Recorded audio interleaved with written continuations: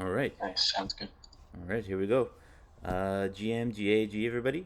Welcome to what's going to be another great DevNTell. So if you didn't know, DevNTell is a 30-minute window for members of the DAO to showcase something they're passionate about or have been working on. This can be an awesome project you've been working on, demonstrating unit testing best practices, automation goodies, smart contracts, how to structure a project, etc. Basically, if you've got a passion for something, this is your opportunity to share it with the community. And today I'm happy to introduce to you Scott, who will be sharing with us his template built with Next, Hasura, and signing with Ethereum. Take it away, Scott. Nice, thanks, Nard. Yeah, thanks for having me. So I've been hacking on different things throughout the space. I've been around crypto since 2015 and hacking on things like Pool Together and Rabbit Hole since 2018, 2019. I'm just really passionate about building cool shit, and I've been trying to figure out the best way to really interact with an API backend and kind of take a lot of that load off. So I'm going to share with you guys today a little bit about this template that I've been hacking on, basically using a tool called Hasura, which makes a GraphQL API out of a database that you give it, and then putting Next in the front end and using Sign with Ethereum to kind of authenticate with that database. And so I wrote up a little post here, so I'll share this in the chat, and you can check out the whole tutorial. We won't go through the whole thing now, just to keep things brief, but I'll kind of give you like a high level as to what's going on. Just quickly, there's also the GitHub repo where you can check out the actual template itself and just clone it and start working from kind of a fresh back end that gives you a little user model, and then you can start picking out the things that you want to build on top of it without having to really think about the back end besides just the modeling and some of the basic SQL stuff that Hasura will help you out with. We'll get into Hasura a little bit more. We'll kind of just jump through this setup really quick and then kind of talk about the high level of how you can kind of get rolling with it. So in the overview, we're setting up some basic environment stuff for the whole package. We're going to use NX for our mono, so that we can kind of keep all of our dependencies clean. And then a lot of it relies on Docker to be able to run Hasura and the other services for the database locally. You can definitely spin them up individually, but just find it a lot easier to use Docker. So those are kind of the recommended dependencies to get started. So we fill out some environment variables. These are all kind of like basic local variables that get you started with your local host and ports and stuff like that. You'll want to like customize your password and stuff like that when you go to a production environment, but these will get you started right away. They're all in the example here as well. So you can just clone out of there. After that, we've got like the Docker file, so just setting up the different components for the backend. So you've got a container for the database, which we're just running on top of Postgres, and then we spin up the GraphQL engine, the Hasura engine, that maps that API to it. You pass in the database string so it knows where to find your database. And then the Hasura likes to work inside of its own directory. It'll set up the migrations and metadata and some other config for you. So when you initialize that folder in here for Hasura init, it will create those initial files for you. We went one step further in this template to actually give you a couple of default things that give you a little user table to get started, and then you can really start to branch off from there to your other migrations that you want to add. So then we'll move into the front end, spinning up like a Next install for that. We're mostly just referring from the Next sign with Ethereum example to pull in a lot of this. We'll set up Chakra for some styling, and then set up WAGMI and RainbowKit, which are awesome tools to leverage. I think my edition is already out of date because we're up to version like 0.7, and I think this was built with 0.4. So I need to go back and revise a little bit on setting up these clients, but they've changed minimally, just updating how you access some of these default wallets and stuff. So you pass in those providers as well, and we'll pass in a little custom connect button. So that passes us into setting up Hasura. And so there's a lot of different resources I tried to link out to here for getting deep into Hasura. I'll just give a quick overview. When you log into the console, it'll give you your GraphQL endpoint and kind of passes your default authentication stuff in here, so you can see all of the introspection. So this is the one that I'm using for Web3 talks that we'll talk about at the end here. But this is all the different tables, the aggregate counts that you can pull for different things, and then getting like a specific one by an individual identifier. So you can just start adding things to the GraphQL interface. It'll start pulling those in. You can easily run the different queries. And then you can check out the actual underlying data with the databases that have been connected. Once you pass in that default string, it'll automatically hook that up for you, and then it'll ask you, you can come in and start creating tables if you don't have any tables. If you do have some tables, you can come in and view the rows. You can insert a row. If you want to add columns and stuff like that, this is kind of the same interface that you'll run into when you set up a new table. You can add different types of columns. They'll have like a couple of frequently used columns that you might want to use, and then you can set all the different properties. It'll run the SQL underneath, and then it'll save it again in that migrations folder, so that if anybody else tries to get caught up with your database, it'll be in line. The last thing to mention here is just like the permissions. So you can set up different permissions that we'll touch on when we set up the next auth stuff. So you can pass in, like I'm using public for the unauthenticated user, and a couple of other different statuses for who can insert and select and update things in this database. So you can kind of make a lot of those business rules without having to do much code there. That's kind of a quick crash course on Hasura. I guess I'll pause really quick to see if there's any questions on Hasura or getting that first few pieces put up. So I guess on the Hasura part, so basically, if I understand correctly, what it does is it introspects your SQL-based database and creates a GraphQL API on top of that? Yeah, exactly. That's dope. That's awesome. And so when it introspects that, some of those things will come in here and pop up as untracked tables or untracked relationships. If you add a new relationship between a couple of tables, it'll suggest that you start tracking that, and then it adds it to the Hasura metadata, and yeah, spins up the whole GraphQL components for you. And does it also give you authentication as well?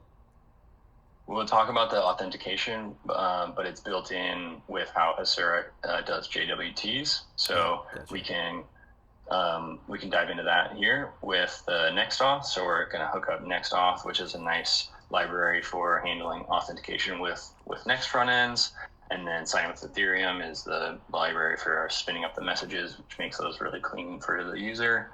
For NextAuth, we just need to pass in a provider around everything and some default variables. Again, we want to like customize this so it's actually secret when you push to a live environment, but we'll just do some default.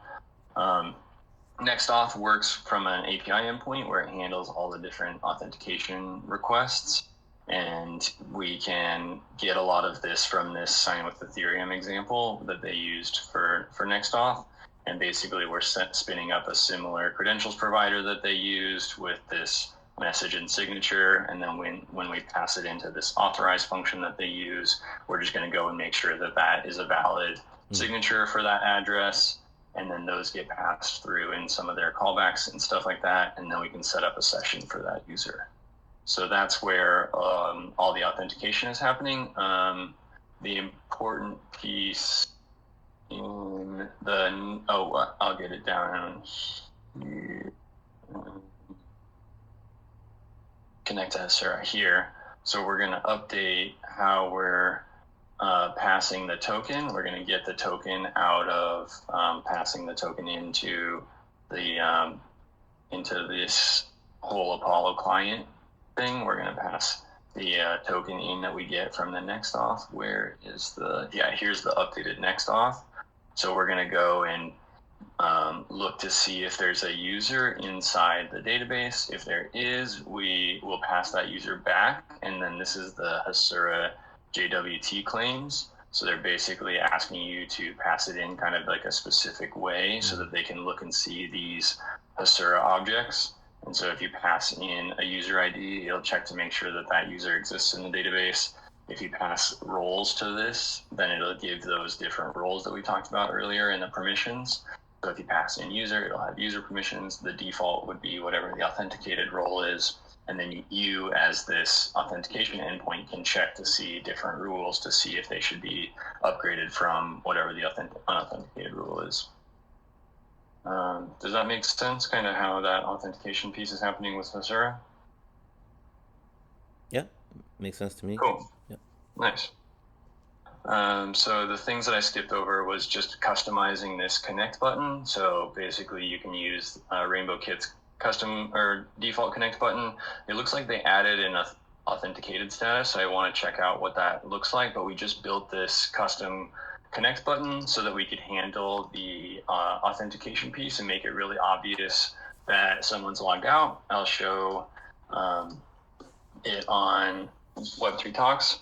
So basically built this little tool alongside this template to kind of prove out the use case, trying to figure out how to make this work. I love watching the conferences, and I'm glad that all of our like educational content that comes out of there is all on YouTube. It's just kind of difficult to like parse and figure out which places has the best talks. You either have to know the speaker or be very passionate about the topic or see that it has lots of views, and there's just not like a good optimized way to do that. So I've been chatting with different friends about making a tool like this that kind of categorizes a lot of the different talks. It's just a very basic version because I really wanted to get this authentication piece, but it's just been kind of a useful tool as well. So I'm thinking about building out some more. So the custom connect button is here. Basically, we swapped out the default Rainbow Kit button for a custom button. It allows us to do the signature. Oh, it's going to be broken now. Maybe I'm on the wrong chain.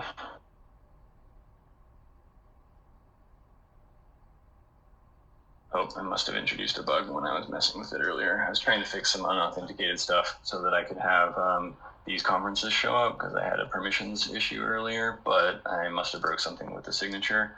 So it's not going to let me sign in, unfortunately. But basically wanted to categorize a lot of the different talks that we had, and then the custom connect button allows us to really have this kind of clearly you're signed out. When you're signed in, it turns green, and then these buttons would turn into like add a new conference or add a new talk on the other spot. I think those are the major. Yeah, you can see the version of the logged in here where it's shows their profile. You can go to like a profile page and then the clear green box that they're logged in. The rest of this is just the Hasura connection, and then just giving you a little bit of a heads up on like how you can go and use that session token later as a part of your query so that you make sure that Hasura knows that you're authenticated. There's a couple of extra bonus things that we can revisit if necessary. The big thing that's different in the template is just adding that Hasura or that default users table. So yeah, definitely check out the template. Let me know if you have any questions. Feel free to drop an issue in there. I'll go back to the kind of talks stuff. I've been just hacking on this since I figured out the authentication component, trying to figure out how best to kind of categorize some of these. So as a user, if you could go sign in, you would be able to go and become a community member where we're just running a check to see if you're in a handful of communities, and Developer DAO is one of those communities. So you'll be able to like register as a community member and go and upvote and submit talks.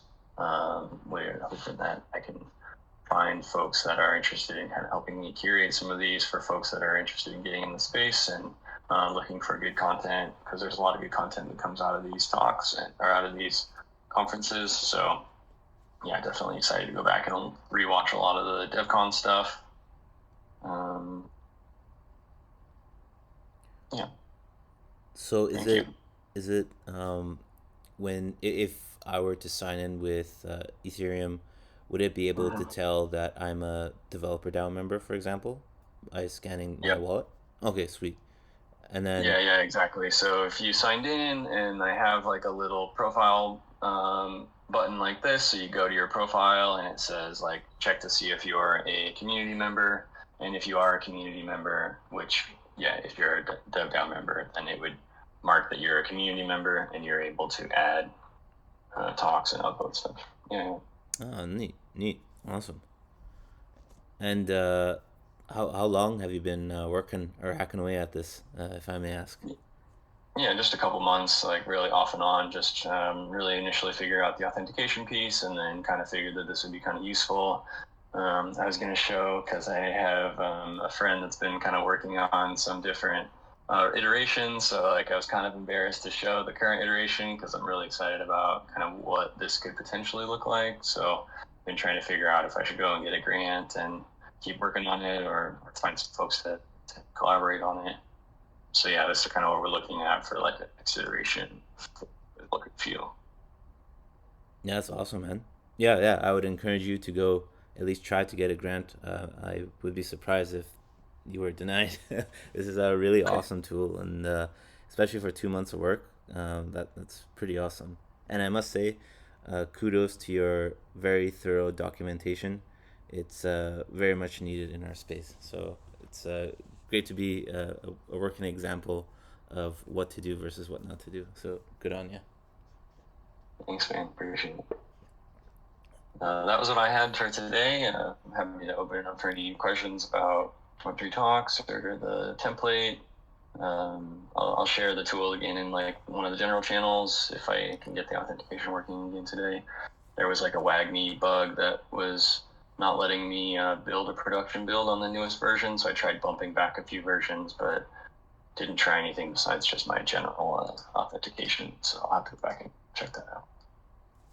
It would have been right. It wouldn't be right if there wasn't a bug. So, Yeah, right? Yeah. exactly. Yes. Uh, Crowd. Any questions for Scott? Invalid time format. Yeah. I just had a question about Hasura. Sure. Well, I guess what's been your experience overall with the GraphQL and getting all that running? It looks like a lot to run, but it seems like it's paid off. I guess are you still Yeah. with that?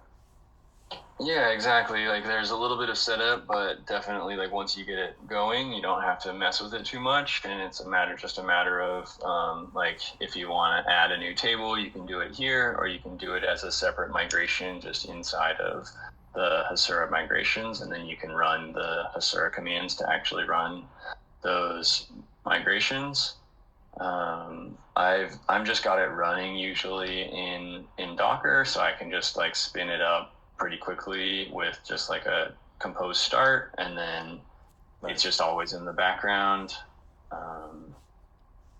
The cool thing with that I've been updating with some help with some friends is moving to React Query, which is pretty slick, allowing basically the I think I'm in the wrong one.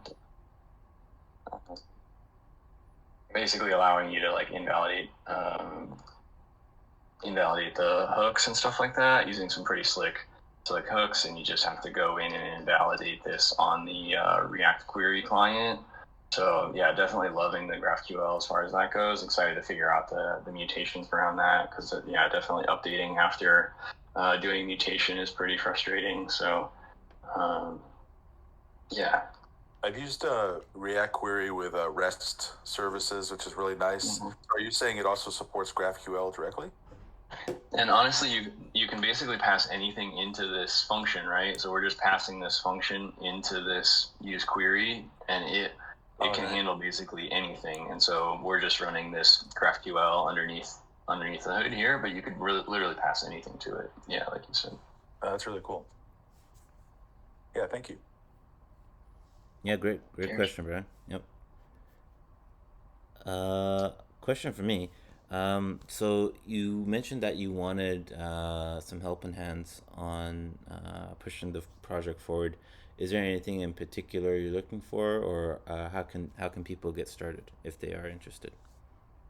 I need to open source the current version of the Web3 talks, but would love anybody that's excited about kind of that next iteration that might be interested in collaborating. Yeah, definitely reach out, and I'll see how I can get you in touch.